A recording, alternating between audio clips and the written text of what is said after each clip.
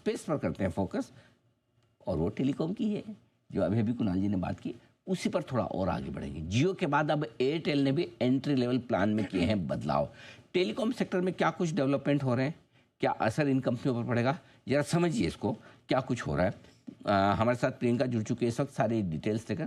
प्रियंका बताइए क्या कुछ हो रहा है टेलीकॉम सेक्टर में। बिल्कुल अनिल जी, पहला तो चेंज ये हुआ है कि जो बेस लेवल के प्लान थे वो 1 GB डेटा आप यूज़ कर सकते थे। पहले सस्ता प्लान था, 1 GB डेटा यूज़ कर सकते थे।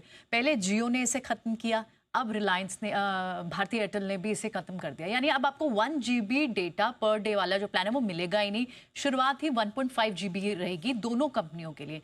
क्लियरली फोकस उनका प्रीमियमाइजेशन पे है, सब्सक्राइबर से मोनेटाइजेशन पर है, और इसी पर अब जो व्यूज निकल कर सामने आ रहे हैं बड़े ब्रोकरेजेस के भी, उनका ये कहना है कि कहीं ना कहीं रेवेन्यू न्यूट्रल रहेगा ये, इनकी आय में ज्यादा फर्क नहीं पड़ेगा, लेकिन अगर डेटा ज्यादा यूज करेंगे सब्सक्राइबर्स तो इनके आरपू में इंपैक्ट आ सकता है। लगभग 4 से 8% तक की बढ़ोतरी इनके आरपू में आ सकती है। और ये पूरा टैरिफ रिस्ट्रक्चरिंग जो है, क्योंकि टेलीकॉम कंपनियां ज्यादातर, एक कंपनी जब प्राइस हाइक लेती है, टैरिफ रिस्ट्रक्चर करती है, तो दूसरी कंपनी भी उसी तरह करती है। कल जियो ने किया, आज भारतीय एयरटेल ने कर दिया।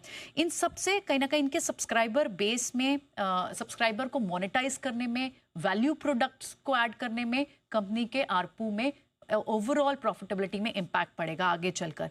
आप अगर जियो के देखिए तो टोटल उनका जितना सब्सक्राइबर बेस है, उसके पास ये जो एंट्री लेवल के बेस पैकेजेस थे जिसमें अब उन्होंने चेंजेस किए, वो 30 से 35% तक का पोर्टफोलियो था। तो यहाँ उन्हें सीधा सीधा इंपैक्ट पड़ता है। और इनफैक्ट जेफरीज ने तो इस पूरे पैक में भारतीय एयरटेल को अपनी पसंदीदा पिक बताया। उन्होंने इनफैक्ट इस पे 1700 के आसपास भी रिपोर्ट निकाली थी, और अब भी इस रिपोर्ट के बाद उन्होंने 2500 का टारगेट यहाँ से दिया है कि यहाँ से लगभग वो 25% का अपसाइड देखते हैं। उनके कई सारे रीजन है कि जिस तरह की उनका कहना है कि बड़ी मेगा कैप कंपनीज जो है भारत जैसी बड़ी पॉपुलेशन में बड़ा थ्राइव कर सकती हैं, और जिस तरह की ग्रोथ टेलीकॉम कंपनियों ने इंडिया में देखी है जिस पॉपुलेशन साइज के साथ, उतनी बड़ी साइज और स्केल बाहर की कंपनियों ने भी नहीं देखा होगा। और प्लस अब 2030 तक कंपनी को कोई स्पेक्ट्रम रिन्यूअल भी नहीं करना है, केपेक्स इंटेंसिटी भी कम है। तो इस वजह से उन्हें लगता है कि ओवरऑल पहला टेलीकॉम पैक में कहीं ना कहीं आय में ज़्यादा फर्क नहीं पड़ेगा, लेकिन आरपू कंपनियों के बढ़ेंगे, दोनों ही कंपनियों के, इस टैरिफ रिस्ट्रक्चरिंग के लिए। और उनकी बेस्ट पिक रहेगी भारतीय एयरटेल 2500 के टारगेट के लिए।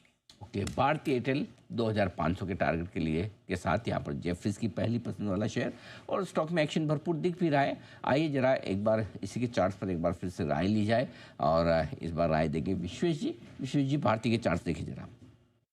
बेहतरीन चार्ट है अनिल जी, और आप ऐसा कह सकते हो कि समवेयर 1900 और 1850 के बीच में बहुत हैवी अक्यूमुलेशन हुआ है।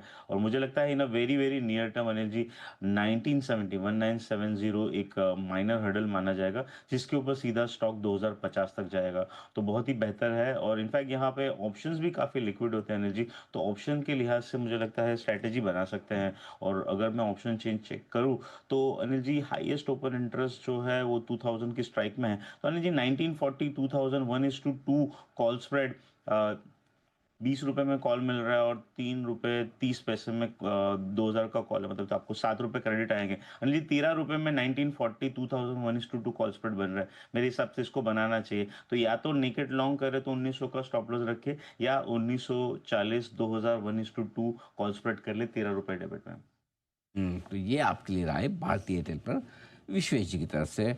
एक और स्टॉक जो वायदा कारोबार के बैन में था तब से शॉर्ट कवरिंग शुरू हुई, बैन से बाहर निकलने के बाद तक हो रही है, और वो है पीजी इलेक्ट्रोप्लास्ट। अब एफएनओ का टॉप गेनर बन चुका है, और बढ़िया एक्शन यहाँ पर होता हुआ